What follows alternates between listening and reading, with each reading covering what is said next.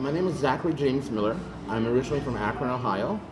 I came to Paris in the fall of 1990 and slowly but surely got involved in the filmmaking scene here in Paris and London. We came for just 1 year, and then it just evolved that we stayed and we stayed and we stayed and we never went back. And so for the first year I was just trying to write a novel, and that was kind of difficult because it was so lonely. And then I just found out about this huge film scene that was happening in London, independent film scene, that was really incredible, and I got hooked up with those guys, and I started going to London all the time.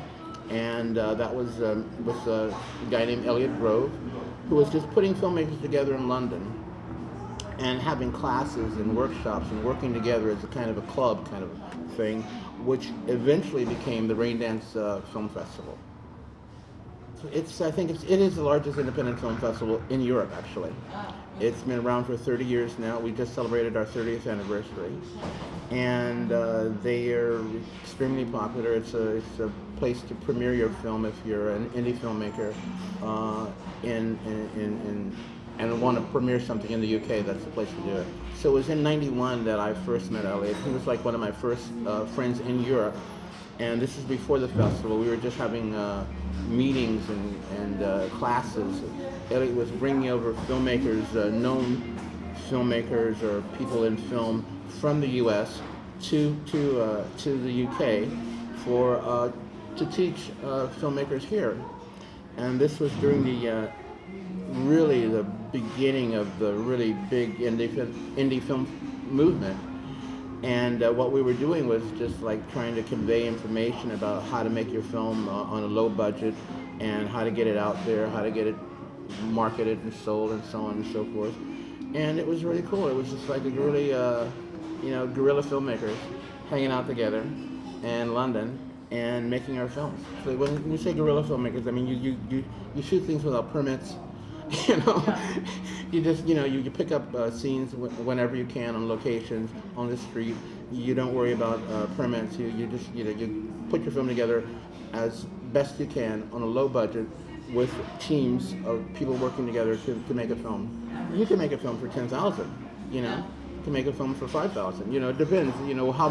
How much money did you have? And so we're talking about, okay, if I want to make a film, the cheapest way to do it is to have one location, and we had like ideas about that. There was a teacher from America, Dove Simmons, who taught a lot of who we brought over often, who taught about filmmaking. And it was like you use one location, you have all the people in one location because it's cheaper that way. You have a story, you write the story for the locations you have access to. And that's what Tarantino did too. He had access to a warehouse, he had access, for the first thing he did, he had access to all those places he wanted to shoot in Reservoir Dogs. And for me, the first thing that happened was my jazz series. And that was because I knew some jazz musicians here in Paris that were kind of big at the time, and they were American. So I figured I'd make a TV series or a documentary or something with the assets I had, well-known jazz musicians, and the fact that we were in Paris. And I wrote it up, and I was able to pre-sell it to Arte. And so that was really cool because, that's what I had. I had access to the jazz musicians. So I sold it on the basis of my Americanism and theirs, and that I knew them and they knew me, and they'd already agreed to do it with me. Well, I had some camera people I knew, and the camera people I knew were able to get me, the sound people I didn't know, and the other people I didn't know didn't have. You have one person, that crew can come from that one person. Oh, the jazz musicians were just part of the American community.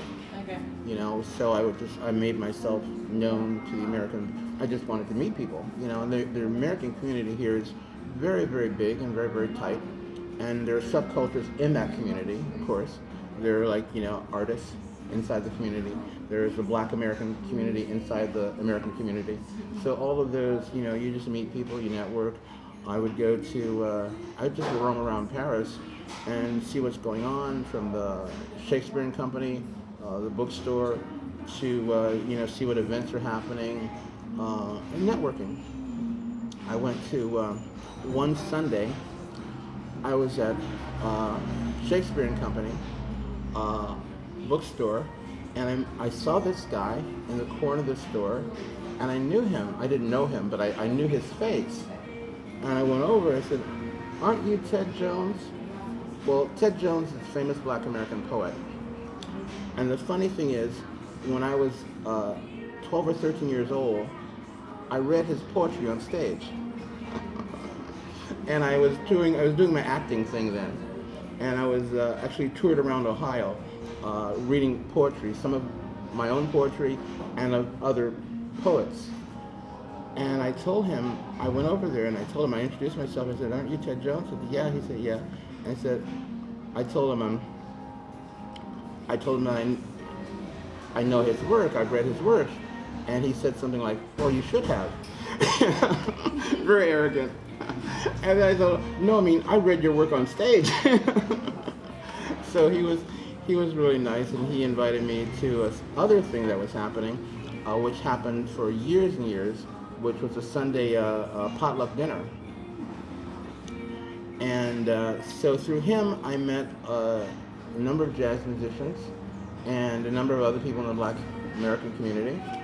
And it kind of all started like that. The first circle was a music circle. My brother had actually been a jazz musician who had played with Dizzy Gillespie and Miles Davis and a bunch of other people. He's much older than me. We had I have a half brother and half sister, and we all had different mothers. So we were all different age groups. And I'm the youngest, and he was the oldest, and my sister was in the middle there. But he had been a jazz musician, and I didn't grow up with him at all. And he was already grown and traveling with Dizzy. And actually it was Dizzy Gillespie that told me a lot about my half-brother before I hung out with him that much.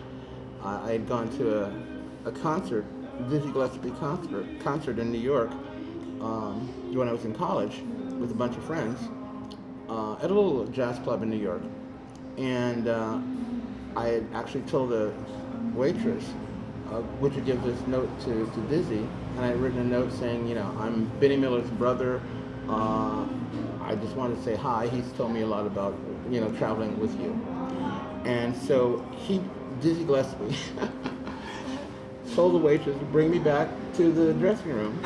And he did, and she did. And I sat there and he talked to me for like 40 minutes about hanging out with my brother, touring with my brother when he was playing in Dizzy's band, and what a great time they had. But yeah, we just had, we networked, we made connections. Like I said, my first were with jazz musicians, but then I met, other artists, I met poets, actors, writers, and then through Raindance, we started setting up some meetings here in Paris, because Elliot had asked me to be Raindance Paris. He had the great idea of broadening Raindance into other cities, and I guess I was the person he knew best, outside of London, and so he asked me to do that, and so I did. And we started bringing the people that would come to London to Paris, and because I was promoting Raindance classes in Paris, I got to know a lot of filmmakers that way. So the filmmakers would come to our little networking meetings, and some of them would come to our classes. But the networking events, which were free and monthly at a cafe, where I got a special room just for us, were great networking sources. And because we were there every week, or not every week, but every at least once a month, we would have a great time to network and collect everybody's names and create a kind of a list of people if you wanted to crew up with somebody.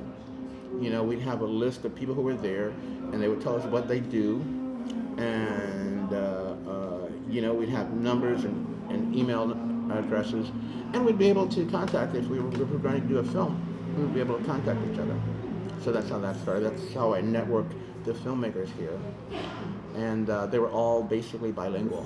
Even the French ones were bilingual because the classes, the grouping was mostly in English.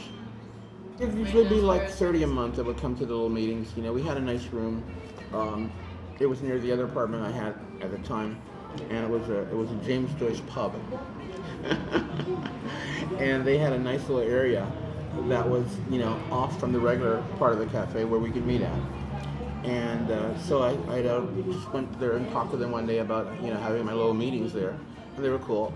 And we just started doing them there monthly, and we didn't have to pay anything. We just all buy drinks, and it was cool. And we had a good crowd there. Like I said, about 30 a month. And it was good for everybody because there wasn't anything like that happening in Paris at the time. It was kind of, everyone was very discreet. There's no really networking about. Right now there are a lot of networks going on, but at that time there weren't any French networks even going on for filmmakers. So it's kind of unique. There have always been artists meeting up. I mean, here, this area that we're in right now, Batignolles, is where the whole art of Impressionism began. It was first called the École de Batignolles. So they had right actually down the street was the cafe that Manet and Monet and all the artists met at on a regular basis to talk about this new art form that they were creating. And so that's, in a sense, what we were doing when we had the filmmaking network here, because it didn't exist for at that period of time for French or American filmmakers to just come to and meet regularly. London, it was basically organized by Elliot, and it was just people were as he says, people were talking about making movies, but nobody was making anything. And he wanted to just bring everybody together to figure out how to make the movies, So he started this, and what we did was we would just, get the best new ideas that were happening, how to make your movie. And once you make the movie, how to sell your movie. Because the other thing that was happening was people didn't know how to sell a movie. And even film students, people who had graduated from 4 years of film school didn't really know anything about business or marketing. So the first person that he was bringing over was this guy I mentioned before, Dub Simmons, who was basically telling people how to make a low-budget movie and how to sell it, which was key, even to those people who had actually been to film school. Because in those, we usually have a 2.5 day seminar with Dub. He'd come on a Friday, he'd do a little evening talk on the Friday evening, and then all day Saturday and all day Sunday, it was just A, B, C, D's of how to make a movie, and then boom, boom, boom, how to sell the movie. So that was an intense weekend workshop that he did, that he's still doing, that Elliot made popular here in Europe. And then we had for these weekend, now this is after the first year, and it's into the second year that we started bringing Dub over. But there were people like Guy Ritchie, who was part of I'm not sure he was the third class or I was the second class, I believe, that I did the second class when Dub came over, and I think Guy Ritchie was in the third class. And there were just a number of British filmmakers who started learning about filmmaking through Raindance, and particularly through Dub Simmons. I think the person who would, be the father of independent filmmaking that we all kind of looked up to, who eventually did start coming to Raindance too, was Roger Corman.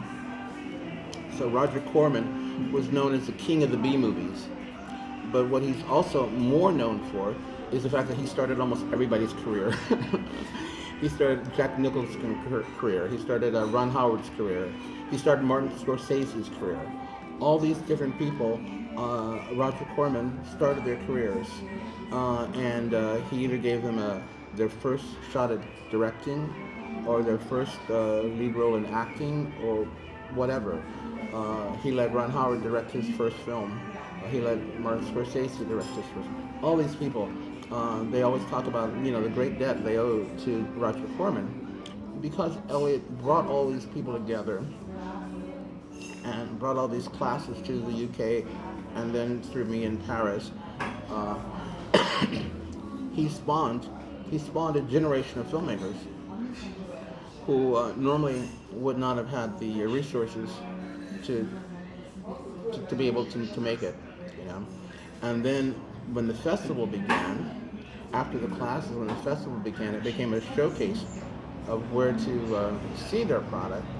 And then it got very, very popular as far as people coming to Raindance to see the films, make offers to the filmmakers about their films, and so on. So it spawned a whole generation of filmmakers and made them very, very, some of them extremely successful. You know, there are a lot of stories, little black stories of people, that have not been put to screen. And when you hear about these things, you think, oh, that would be a very interesting person to let the people know about, to let the world know about. And each of these ideas have come kind of like organically. I didn't set out to do one thing or the other, but with the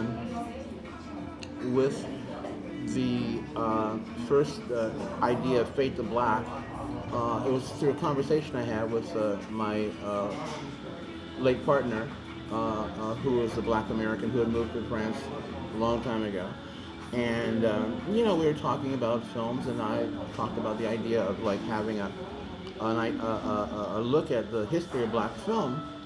And I remembered these old things I used to watch on television, different theater, they would call them, I don't know what the title was, like, they'd be introducing old films, basically. And I thought I'd like to do that with black films that nobody had ever heard of, because I had found out these films. I had a friend who's actually a distributor, and I saw on his site all these films that I had not known about, and all these great old black films. And I thought, well, this new generation, me and others would be interested in finding out the history. And so he thought that was a great idea. And he had seen some of these films, that I had not. And so I started getting them and looking through them. And through my connection with the distributor, I was able to get through his library all these different films that he had. And I thought, well, I'll buy these. We'll buy the actual films, because they were all in public domain. They buy the actual film footage, and then put new content in there, and so it's a new product. And so that was the idea. My partner loved it. We decided to do that. I'm very good friends with Clark Peters' brother, who was like the first person I met in Paris when we came here. And so I'd known Clark, but I'd known really well his older brother. And so we got Clark involved and brought Clark down. And had a cinema that I wanted to shoot in, because I had my vision was that we could see somebody in a cinema like he was looking at the films, and we'd shoot it like that. And it all came together, and it was like, the idea of just getting the films and having everybody look at them, and then having this little discussion group that would be interwoven with each film. After each film, we'd talk about the film we just saw. And so I had a collection of friends here that were writers, they were artists, they were actors, and it was Clark Peters would host. And he would introduce each film and close on each film, and then we would have that little discussion around this really nice little restaurant that was also owned by a black American friend of ours, and we would talk about the films.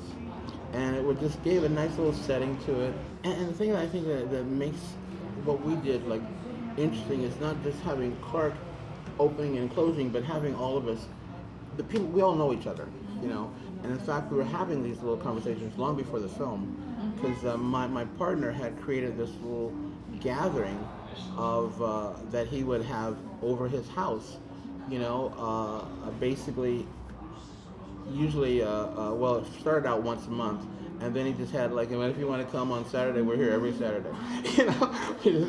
We just drink and eat and just, gather. And we talk about everything. We talk about politics. We talk about art, culture. But it was a nice little interesting little gathering. And Clark participated sometimes whenever he was in Paris. And so it was recreating that for the film discussion that was really nice, and it was comfortable, and it was real. You know, it was like, this is how we really are when we're together. You know, we're talking about something and you know, drinking and eating, and so that, I think people liked that part of it. They really appreciated the idea that, you know, here we are, you know, these you know, Black American community sitting around a table talking about films. You know, Buford Delaney. That happened fairly organically too, because that happened because a friend of mine, Monique, who was another Black American woman, who is here, had heard about Buford Delaney and had heard about the fact that he had died a pauper and had been buried in a pauper's field. You know, he didn't have a tombstone on his grave. Here's this great Black American painter who didn't have a tombstone on his grave because the last years he had were, well, you know, often artists die poor and their works are worth, you know, millions of dollars, but they die poor. It happens to so many of the artists in this area, in fact. You know, some of them, you know, died poor and their works are selling for huge amounts of money. But anyway, Buford Delaney had mental illness throughout his life, basically. And it got worse near the end of his life. And she found out that he was in a pauper's grave, and so she decided that she was going to raise money so he could have a tombstone. So she began this campaign. It's in Paris, I don't know specifically. But yeah, she decided she created this campaign to give Buford a proper tombstone. And so when she did this, it got news. The embassy became involved, the American embassy became involved, and had a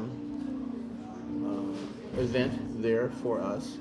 She asked me to film it, and she told a lot of people about the event. Got his former friends, some of whom were still alive, some of whom were living in England, and they came back, and he got the American church pastor, to have a ceremony. And with the money she raised, he brought a proper tombstone and had an event, and coincided with an event at the American Embassy, which was very, you know, well attended, beautiful event that they, you know, contributed to. And I filmed it for them. She asked me to film it for them. I filmed it for them. And then later on, I was talking with her. I said, you know, probably, at first I thought a short film. Then I thought, no, we could actually do a documentary on this. So 10 years later, she and I began this idea of me doing this documentary on Buford. So that's how that began. And she was in connection with the attorney for the estate and the family back in Knoxville.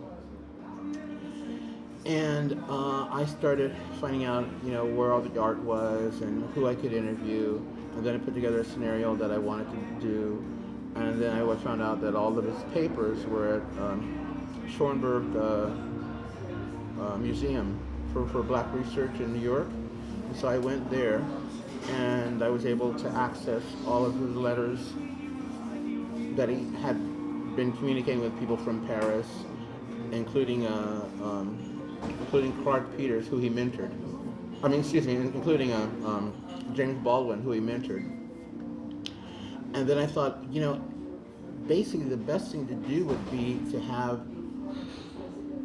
use his words, his letters, in the film, to have a little segment where we have somebody acting as Buford, reading his letters. And I thought, well, Clark Peters would be perfect, you know, to play Buford in the thing.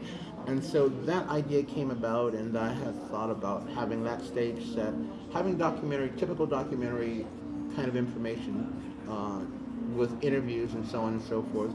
But the fact that there was no footage, no real active footage of of Buford Delaney, except one piece of footage we found with him and James Baldwin, but Baldwin was one that was talking.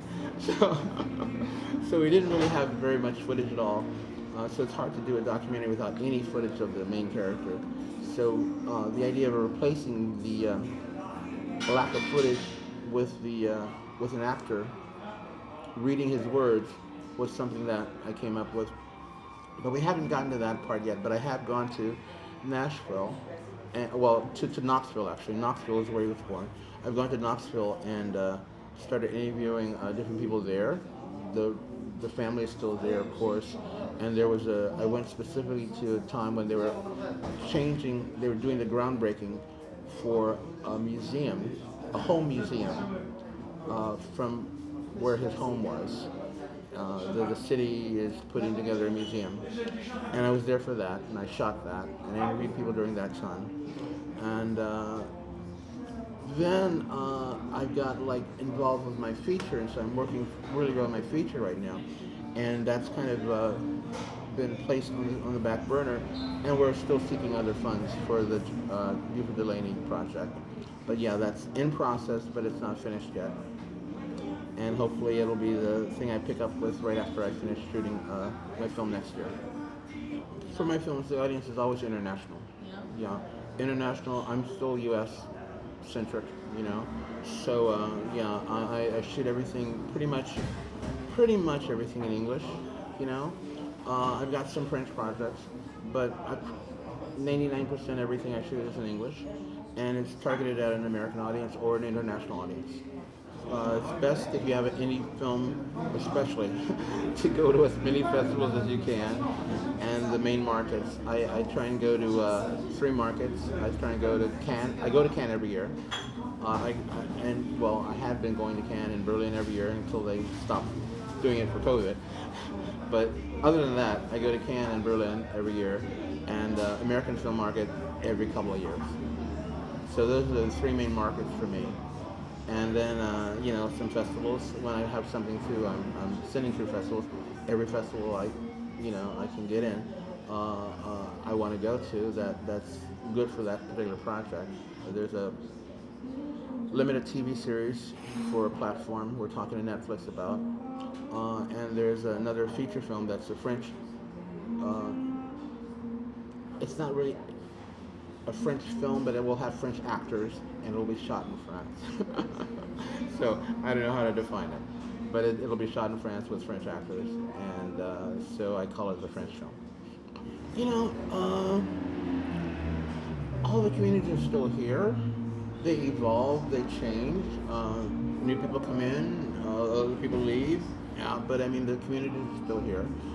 They grow. I mean the American community has always been here.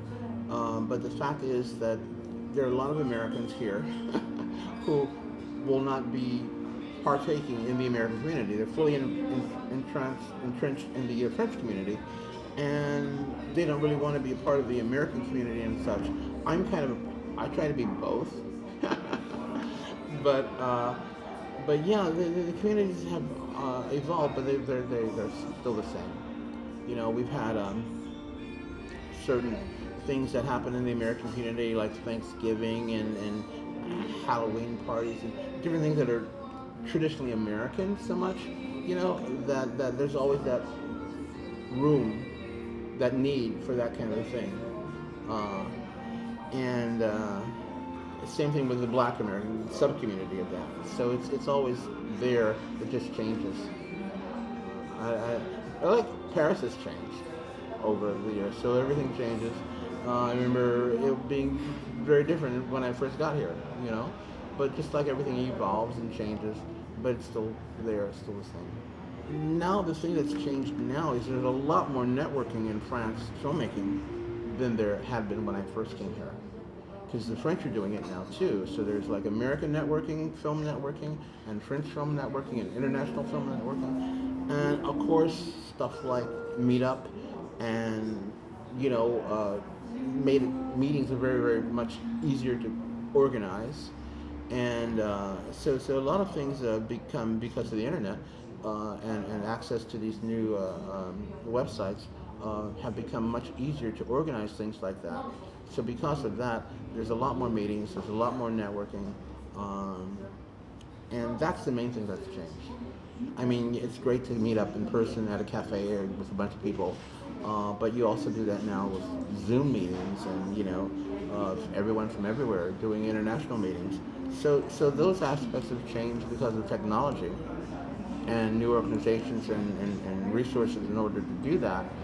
But yeah, that's the only thing that's really changed. The filmmaking has changed because the equipment is a lot cheaper, and you can do stuff from home that before when I started with my first jazz series, you couldn't do anything from home. You had to go to a editing, studio in a production house or somewhere, and you'd have to rent big equipment, and you'd have to, be in a house that you had to rent space to do your editing there. So those kind of things have changed and made it much easier. And then because of the, international access to people via the internet, it's made filmmaking a lot more democratic, a lot more easy to do. But then again, also you have a bigger population of people doing it now because of that, because of those same facts.